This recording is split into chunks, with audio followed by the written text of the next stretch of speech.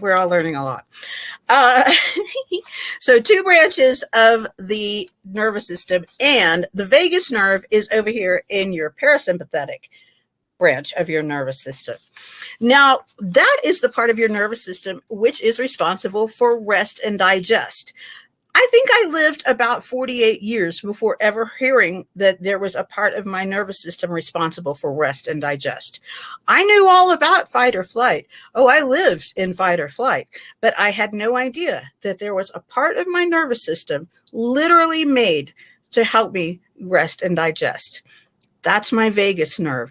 Now, why is it called the vagus nerve? Well, it's interesting, especially if you are a scholar of ancient history, as I sort of am, armchair scholar.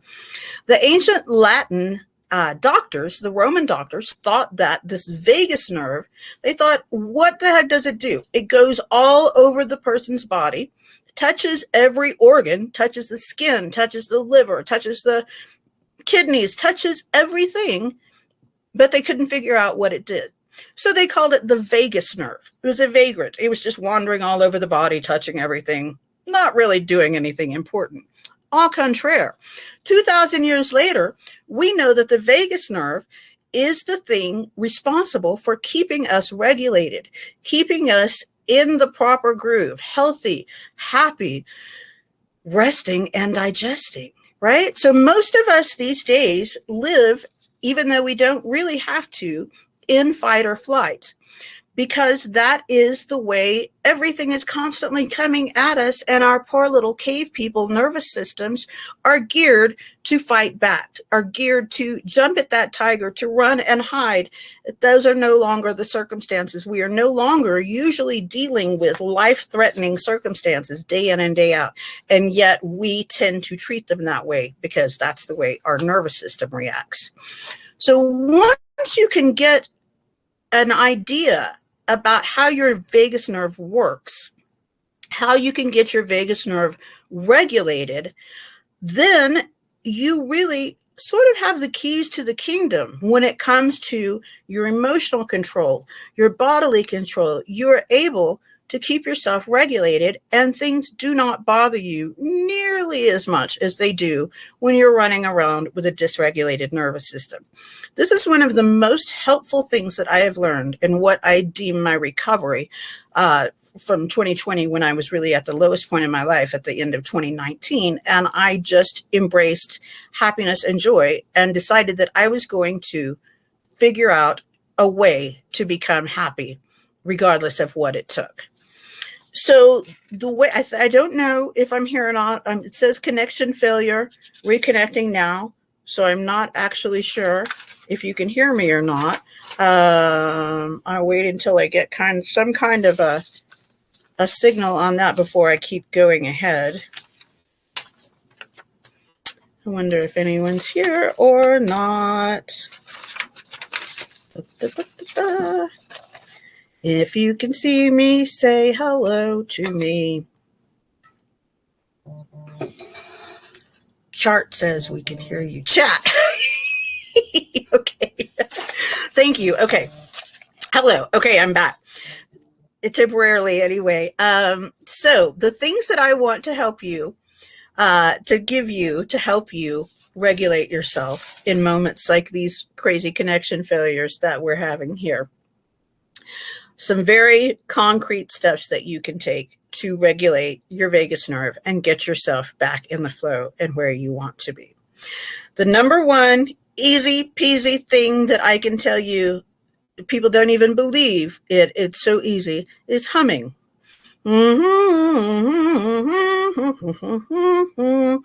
Sometimes when I'm going out of my mind, I just start humming, and it does tend to relax you. It vibrates the vagus nerve, which is, of course, because it runs all over your body. Okay, so I think maybe we're catching up now.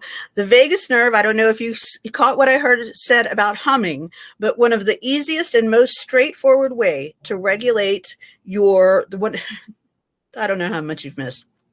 One of the easiest and most straightforward ways to regulate your vagus nerve is simply to hum, because it runs through your throat and your neck as it runs through everything.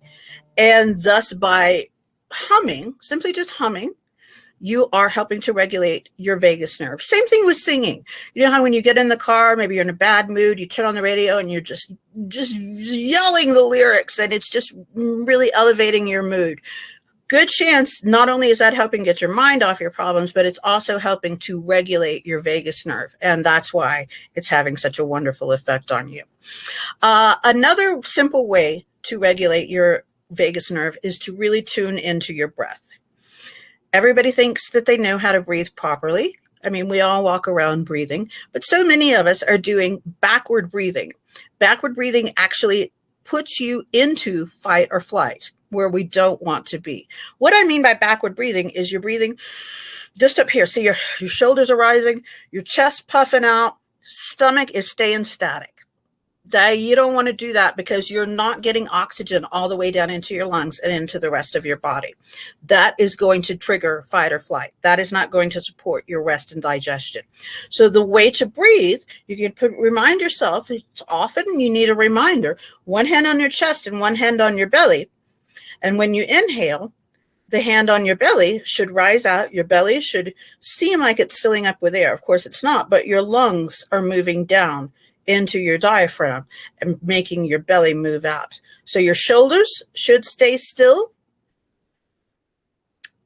as your hand on your belly moves out and away from your body. Your shoulders should stay still. Your chest should stay, I appreciate y'all saying that, thank you. Your chest should stay relatively still as your belly seems to be filling up with air. It's not, your lungs are elongating down into your belly, but that's the way you can tell that you're getting in all the oxygen you need. And that's going to help to regulate your vagus nerve as well. Now, a little bit of a more complicated, it's really not that complicated, but a wonderful method that really cures what ails you, in my opinion, is tapping. Maybe you've heard of it, maybe you haven't. It's also called emotional freedom technique, EFT tapping. And it is very much like acupuncture or acupressure, more like acupressure. It works on the same nerve meridians that those ancient practices do. I'm going to take my glasses off so you can see what I'm doing.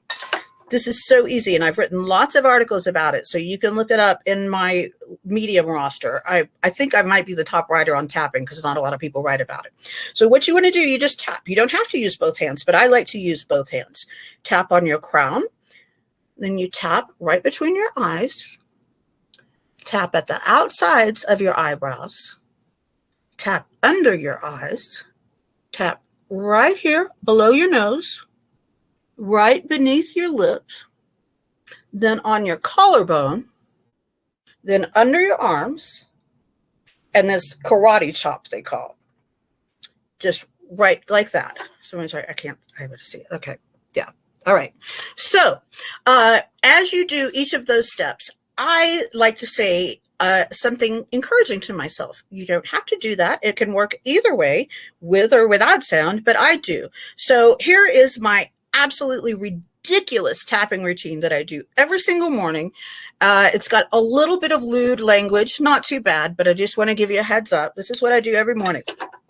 My energy is lit. My vibe is the tits.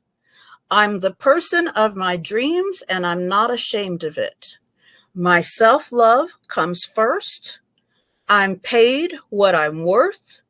I lead with my heart. Trusting my intuition is smart. And so it is.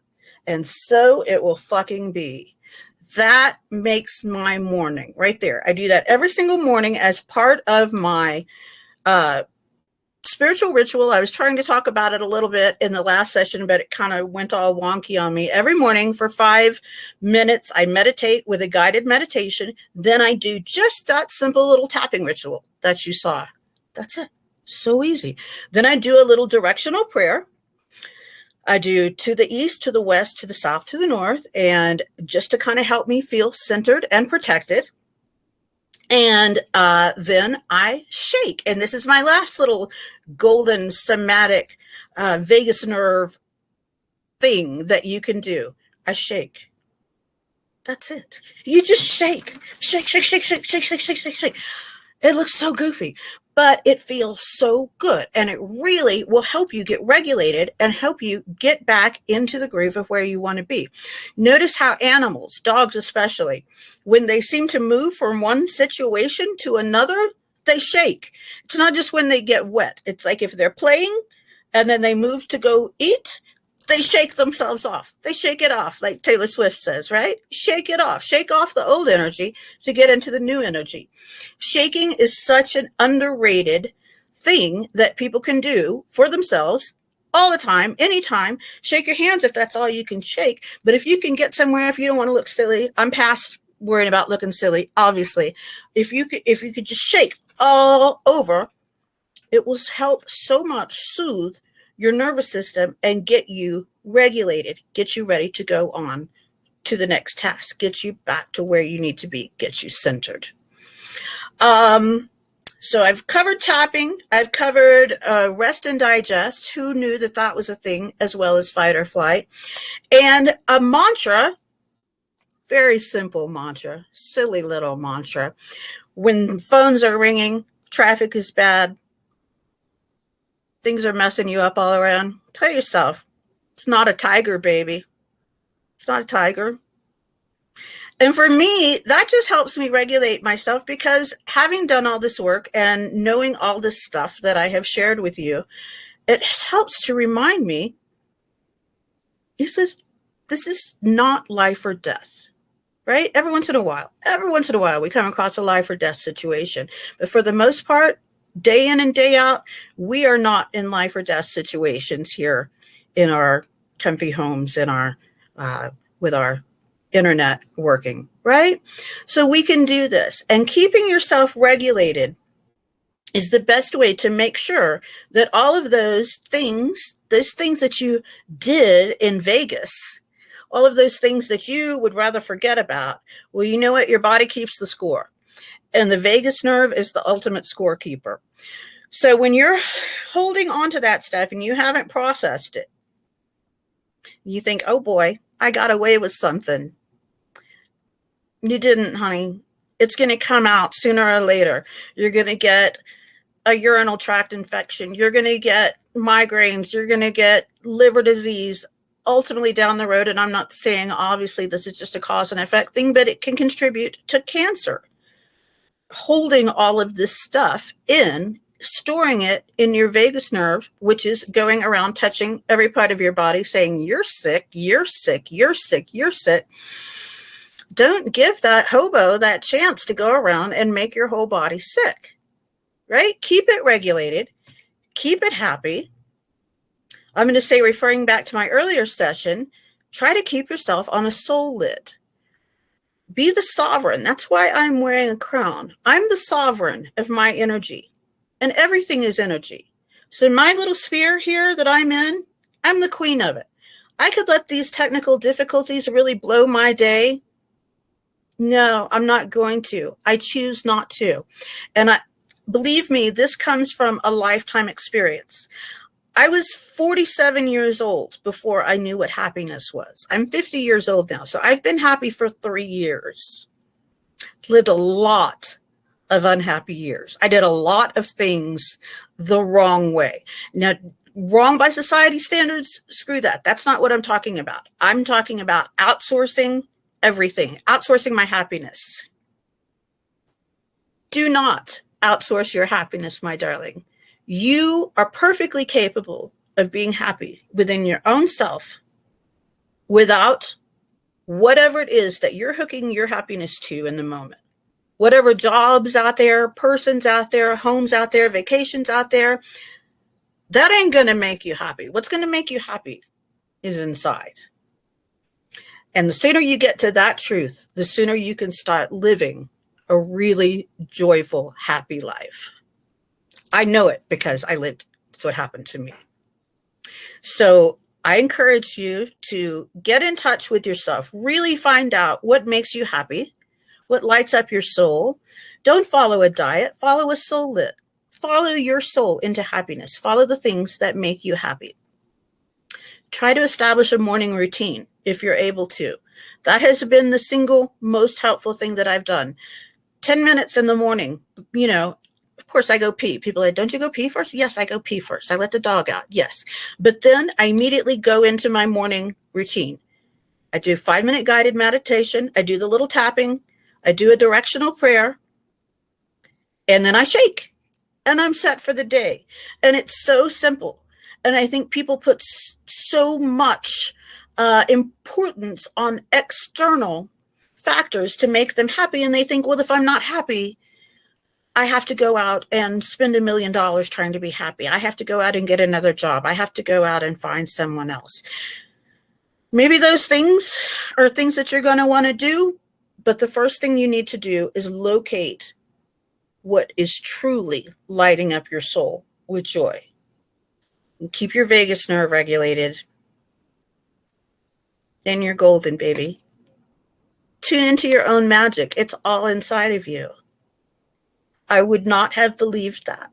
I really would not have believed that. So if you're saying, oh yeah, it's easy for you to say crazy white lady in a crown, it's not that easy for me to say because I was in a really, really, really bad place. But over the last 3 years, I have learned so much, and I have overall loved myself and trusted myself to have my back and to know that there's nothing outside me that's going to make me happy. It is all within me. So that is what I hope that you can take away from this talk. You can pretend that what happens in Vegas is going to stay in Vegas, but what happens in Vegas is really going to stay in Vegas, in your vagus nerve, and it'll come back to haunt you. Do you mind sharing some of your backstory? Sure, I'd be happy to share some of my backstory. I'm 50, like I said, and I have many, I've written over 200 articles on Medium. Roughly half of them are about this sort of topic. This sort of article in my archive is listed under Getting Better All the Time, after a wonderful Beatles song that I love. And that's where you'll find my self-improvement, self-love articles. Other than that, I was born in 1972 in Austin, Texas. I grew up in small town Texas. My father was mentally ill and incredibly abusive to me and to my mother. And my mother had married him very young, and we were very vulnerable and didn't really feel safe to strike out on our own. And so I was in that hellacious household until I was 13 or so, have inherited depression and anxiety and rage issues from that side of my family, depression from both sides. Have struggled mightily with depression for since I can remember, since I think I had my first suicidal ideations when I was 7. So I have struggled a lot. I wasn't diagnosed with autism until about 1.5 years ago. And that has been a really pivotal part of my recovery and of changing my life, because I have an article called, I understand why people have never liked me. And it sounds kind of funny, but I mean, it's true. I'm a hard sell. I know I'm odd and I'm weird. But the thing is that I didn't love myself. I hated myself so much because of all of the negativity that was coming to me from the outside world. And I was buying into that because I'm not your run of the mill kind of person. And I never was. So once I became really tuned into myself and into my own energy and to loving myself, I was able to get on the path that led to me being diagnosed as autistic. And it's been like this magical path that's unfolded. And my prior talk was about unlocking the magic and empowering your magical self. And it really has become a truly magical path for me to be on, because I feel like now that I'm so in touch with what I need and what I want, I'm so on top of keeping my vagus nerve regulated, of making sure that I have the things that I need, that all of my selves are sourced, right? That my terrorized, broken inner child has what she needs to be comfortable, that my raging teenager has what she needs to be comfortable. I know now to make sure that all of these different selves are sourced. And that is so pivotal in keeping me resourced, if you will, and happy. truly happy because I love all my selves, all those disparate selves. I love them and I'm there for them before anything else. Let's see, I didn't reach my neck. Which can Caesar? Oh, well, good. I'm glad, Mark. Yay, good. Yay. I don't know. I think the session, we've got about 4 more minutes in this session. I would truly recommend tapping for anything. Thanks, Sarah. It is kind of a weird miracle cure that I think because it cannot really be marketed effectively, right? It's just your fingers and your body. Nobody can make billions of dollars off it. So kind of people in the know don't want you to know about it. They don't want you to know that you have this wonderful thing in tapping and in understanding your own vagus nerve and better understanding your body and your psyche. You have so much control over yourself and over your energy and so much power. Well, the powers that be are pretty invested in us not having any power, right? I mean, it's no secret. If we are always on our knees and looking for that next quick fix, my God, I am old. I need some beauty lotion. You know, if that's where I'm going into life with, then they got me. They control me. But if I am empowered, if I have a joyful sense of life and a strong sense of self, and I'm going out into the world knowing that I'm doing what I was put on this earth to do, who can hurt me? You know, make fun of, yeah, I'm silly. I wear a goofy crown. I'm autistic. Yeah. What else you got? Right. I know that. So I think all of this, it all comes down, everything in my work comes down to the best thing that you can do is really, really, really know yourself. Shut up and listen. Go deep. Meditate. And that doesn't, you don't have to just sit like a monk. That can mean walking around and being quiet, not scrolling on your phone, not listening to the headphones, just being with yourself. It can be uncomfortable as hell.